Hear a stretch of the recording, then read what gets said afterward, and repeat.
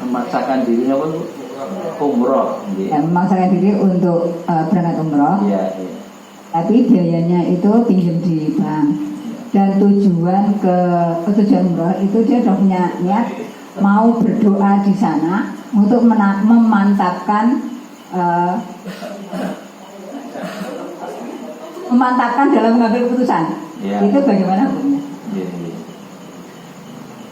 Iya. Satu, ini kan informasi saya jenengan memaksakan untuk umroh ini bisa sampai ada kata memaksakan itu, ini kan kesimpulan ya. Satu. Tapi dugaan saya memaksakan karena jani rangguwe sehingga harus utang nang bank gitu maksudnya gitu ya. Nah, baik ibadah umroh maupun haji atau para ulama fikih itu memasukkan kategori ibadah umroh itu sama dalam banyak hal dengan ibadah haji dalam menetapkan hukum-hukum itu.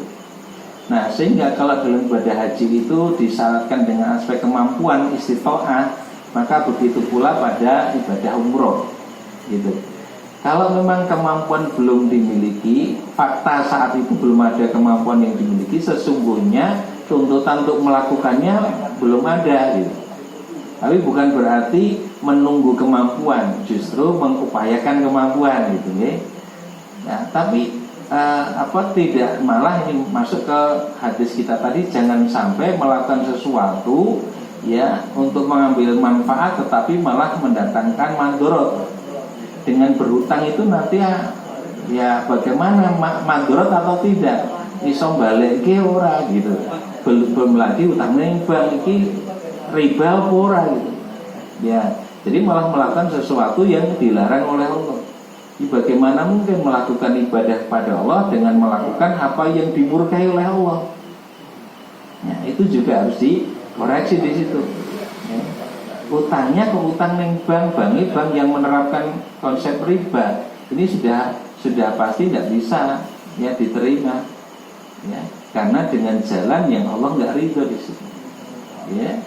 Nah, sedangkan berhutang dengan jalan yang tidak jalan yang halal sekalipun masih menimbulkan pertanyaan gitu, menimbulkan mandorot atau tidak tadi, ya, bagi dirinya, bagi keluarganya dan seterusnya. Ya. Nah, tapi kalau berhutangnya itu sebetulnya dia punya harta, hanya saat ini tidak dipegang, ya, mungkin saja belum bisa ngambil sekarang, tapi duitnya sudah ada dan milik dia, tapi kudu bayar sekarang, kemudian berhutang, tapi nanti ada yang dijaga untuk bayar, itu beda masalah. Sesungguhnya dia punya kemampuan, gitu. Jadi aspek istitoah ini harus dipastikan, dan istitoah pun keterangan fikihnya bukan sekedar biaya untuk berangkatnya saja, tapi juga biaya untuk keluarga yang ditinggalkan, biaya selama dia tinggal di tanah suci, ya, dan biaya perjalanan menuju ke sana. Jadi biaya perjalanan menuju ke sana, biaya selama tinggal di tanah suci, dan biaya untuk keluarga yang ditinggalkan itu harus terpenuhi semua, baru disebut sebagai istitoah. Ya, manis tato air itu sabila. Apa itu? Tapi dengan niat dia itu masakan ini itu karena dengan niat pengen berdoa di sana. Ada misalnya mustajab lebih dijabah.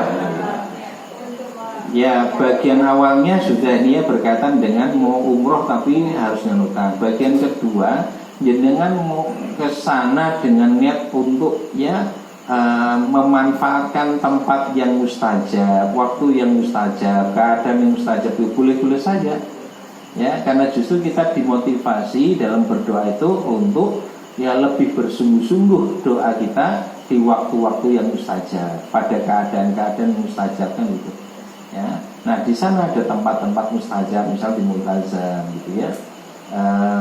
Kemudian ada waktu-waktu mustajab seperti gambaran terakhir. Ada keadaan-keadaan mustajab dalam perjalanan. Safar itu kan keadaan mustajabnya doa juga. Jadi kalau menghendaki keterkabulan doa atau harapan sangat besar agar doa itu dikabulkan, kan bukan hanya tempat. Ada waktu, ada keadaan yang tidak harus melakukan haji atau umroh, tersedia juga waktu-waktu mustajab, keadaan-keadaan mustajab. Hari Jumat, hari yang mustajab doa. Mengatakan di hari Jumat ada satu waktu yang siapapun dari seorang hamba berdoa pasti akan dikabulkan doanya. Tapi tidak disebut pastinya di hari Jumat itu kapan. Maka para ulama berbeda pendapat. Ada yang berpendapat itu waktu antara dua khutbah, ketika khatib itu duduk di antara dua khutbah. Tapi sebagian ulama yang lain mengatakan waktunya adalah ba'da asar, ya, di hari Jumat setelah asar, ya, sampai terbenamnya matahari. Tapi yang pasti hari Jumat itu hari mustajabnya doa, gitu. Sepertiga malam terakhir, saat mendengar ayam berkokok dan seterusnya, karena ayam itu melihat malaikat, ya. Dan siapa yang berdoa maka malaikat akan mengaminkannya, gitu. Nah ini keadaan ya mustajab, ya, waktu mustajab, tempat mustajab, seperti itu ini. Jadi seandainya yang dikejar itu adalah mustajabnya doa, kan tidak hanya tempat, ya. Kalau memang belum mampu ke sana, nyata, ya. Silakan. Saya pernah orang yang masuk surga itu hanya yang alirannya LDII, bagaimana Pak Ustaz? Soalnya saya punya teman Pak Ustaz, dia yang alirannya LDII yang masuk. Iya, mesti yang ngomong orang LDII ya. Iya, memang orang LDII itu meyakini yang masuk surga hanya orang LDII, yang sah ibadahnya hanya orang LDII, ya, itu memang didoktrinkan begitu, ya. Sesungguhnya tatkala mengatakan yang sah ibadahnya, yang sah ilmunya hanya orang DI, itu sama artinya mengkafirkan seluruh orang yang tidak masuk LDII. Itu bahaya sekali, ya. Iya, karena yang dijadikan dalil untuk bisa menerima doktrin seperti itu apa?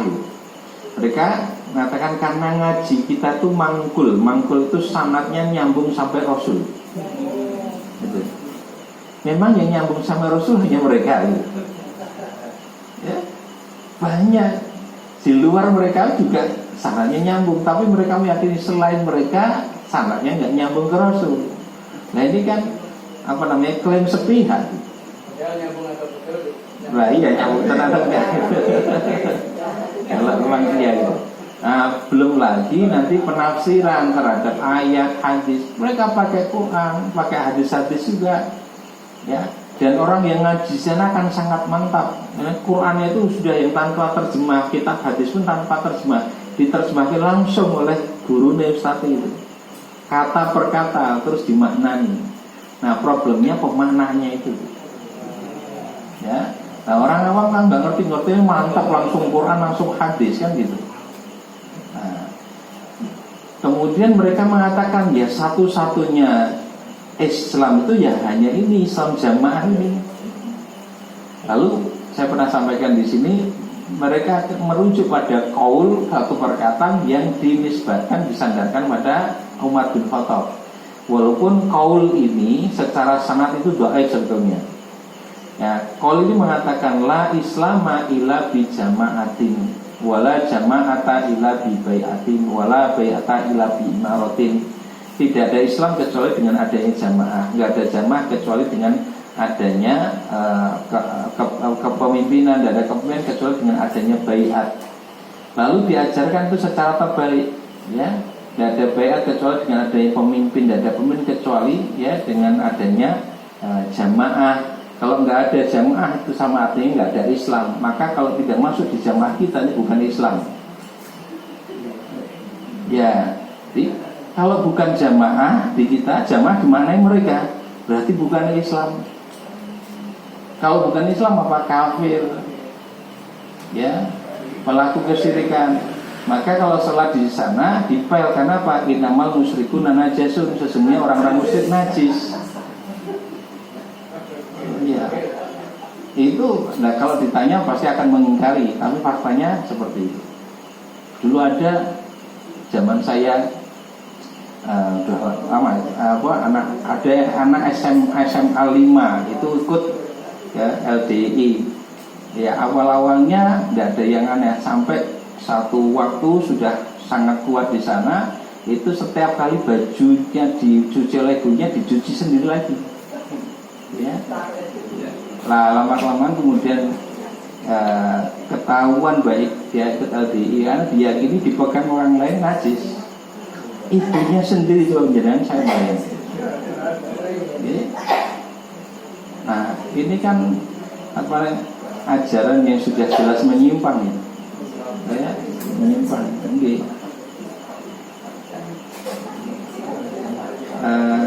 Kenapa boleh dan sebagainya itu. Satu, kalau sekarang mereka pasti akan mengatakan kami sekarang sudah berubah, tidak seperti yang dulu, selalu begitu. Dan berbohong di luar kelompoknya itu diperbolehkan sebagai strategi. Itu persis seperti Syiah, ada ajaran taqiyah itu berbohong di luar kelompok. Ya. Nah, maka tidak akan pernah ngakui. Kalau dituduh ini mereka enggak, kami tidak seperti itu, kami juga sholat, ikut sholat dengan yang lain ya. Padahal mereka menganggap tidak sah kalau bermakmum dengan orang yang bukan dari kelompoknya. Nah jadi imam mau, tapi kalau makmum enggak mau ya, karena tidak sah. Menikah juga begitu, harus dengan kelompoknya. Ya, ya silakan ya. Ada pengumuman di lingkungan kami itu ada jamaah dari bahkan mereka sudah mendirikan masjid. Nah ibu PKK khususnya di dusun Jawa itu ada jadwal kajian setiap bulan RW. Itu ada berapa kali? Nah sudah pas giliran di RW tertentu yang di wilayahnya RW itu seringkali memakai ustaz. Iya. Tapi saya tidak berani melarang gitu, karena siapa saya gitu. Iya. Nah ini karena di sini ada Pak Umar, jadi bersaksi. Iya. Kalau sampaikan. Iya. Nah, caranya baiknya ini juga ada jamaah ibu PKK sana. Iya. Nah sebaiknya ustaz ini dipakai. Iya. Jadi strategi dakwah yang mereka pasti pakai adalah untuk orang-orang yang awam, belum menjadi anggota yang kuat, yang diajarkan memang ajaran-ajaran yang umum, sehingga orang tidak akan merasa curiga. Podo wae kok sing diajarke kok nggak ada yang berbeda kok. Jadi sama sekali nggak ada perbedaan yang diajarkan untuk yang awam itu. Sampai orang kemudian nanti tertarik dan semakin kuat, mulai jadi anggota khusus, doktrin baru diajarkan. Itu memang strateginya begitu. Nah, cuma susah kan mengandani dan meyakinkan orang tentang apa yang akan dilakukan ini kan. Orang hanya melihat orang podo wae kok ya sholat bareng kok. Susah itu ya.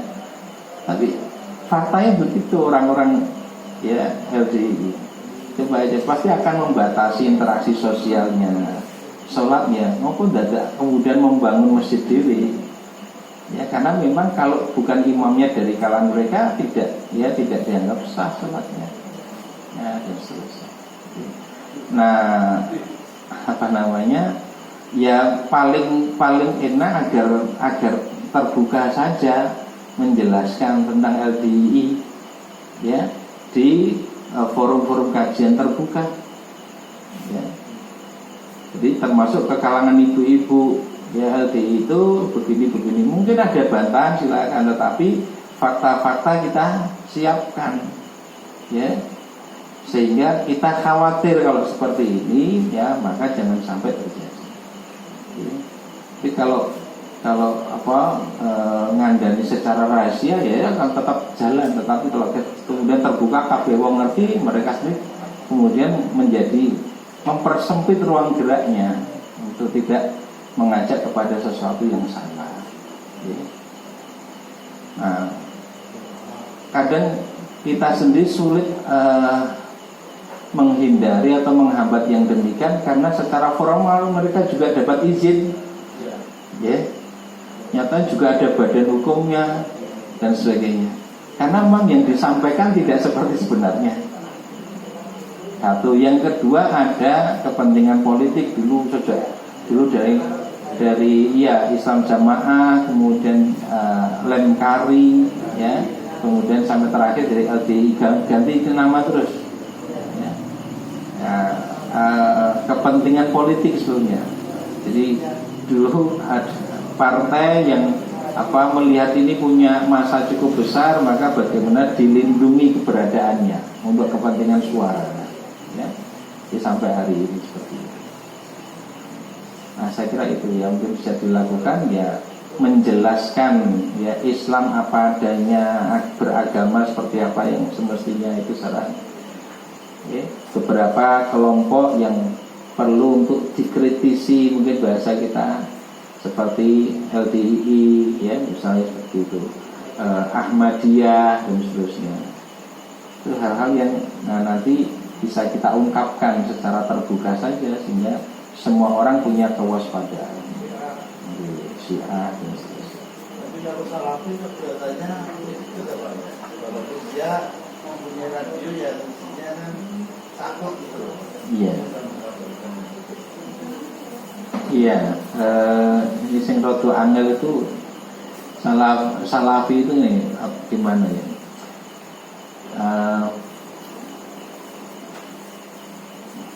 Saya merujuk di penjelasan Ustadz Abdullah Hadrami, yang Ustadz yang dulu mantan Salafi juga, ya, melihat kesalahan-kesalahan, kekeliruan-kekeliruan di dalam Salafi itu, perilakunya malah sangat mirip dengan Khawarij, ya.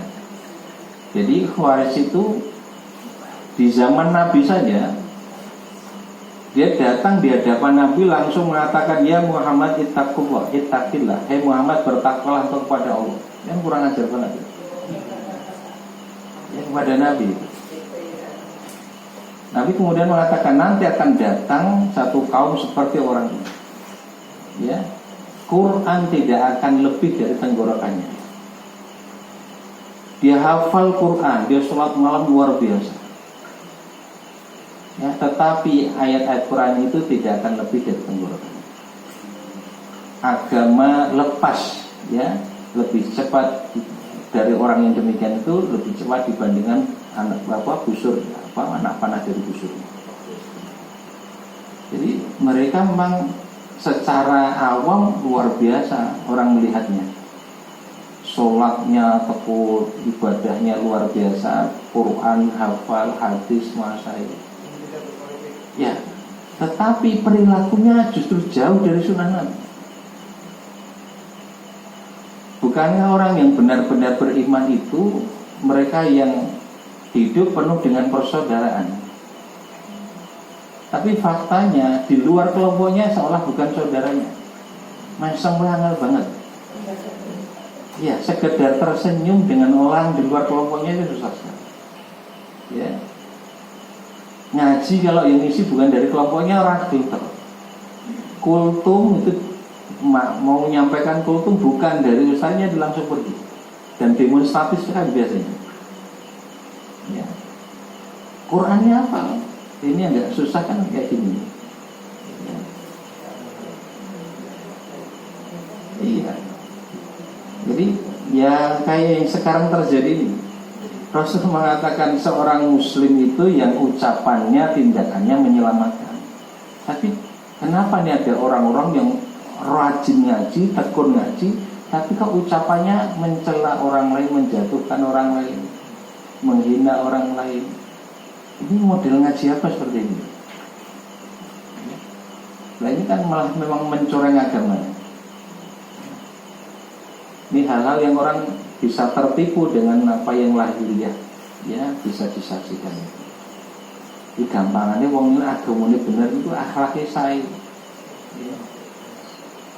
Mudah untuk tersenyum, ramah terhadap orang lain, ya. Menyebut yang mengikuti sunnah hanya kelompoknya, yang lain tuh bid'ah semua kan, repot itu. Iya. Yang itu sahabat hanya mereka, yang lain enggak kan? itu non sewu ya, sampai ulama tingkat dunia. Dulu beliau bahkan pernah menjadi ketua ulama sedunia, Syekh Yusuf Al-Qaradawi. Itu saja ya mereka celah habis-habisan dan disebut sebagai kilabul asr, anjingnya umat ini. Ya, jadi kasar sekali ucapan mereka bahkan terhadap para ulama. Jadi kalau hari ini ada ulama itu dicela habis-habisan, ya, dihabisi karakternya, itu sudah biasa sebetulnya. Ya, ya, ulama-ulama yang sangat dihormati di tingkat dunia saja mereka celah habis-habisan. Ya, itu ya. Kita akhiri, mudah-mudahan bermanfaat. Mohon maaf ada kurang salahnya. Dengan doa kafaratul majelis. Subhanakallahumma bihamdika asyhadu an la ilaha illa anta astaghfiruka wa atubu ilaik. Alhamdulillahirabbil alamin. Assalamualaikum warahmatullahi wabarakatuh.